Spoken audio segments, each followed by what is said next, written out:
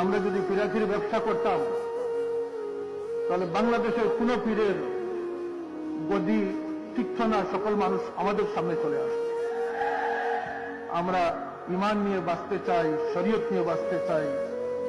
আজ থেকে 12 বছর আগে ঘোষণা দিয়েছিলাম যে শরীয়তের যেখানে আছে আমরা সেখানেই আছি। শরীয়তের বাইরে কোরআন সুন্নাহ বিরোধী কোনো কাজ আমাদের সমর্থন লাভ করবে না।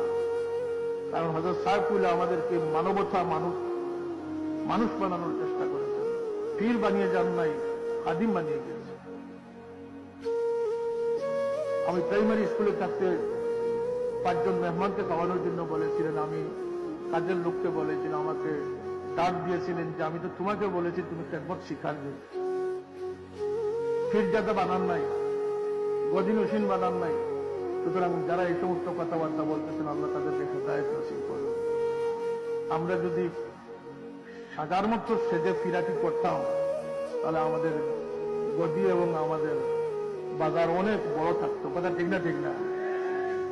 আমার বড় সাহেব বলেন যে আল্লাহ আমাদেরকে মাটির আসনে বসার তৌফিক দান করুন।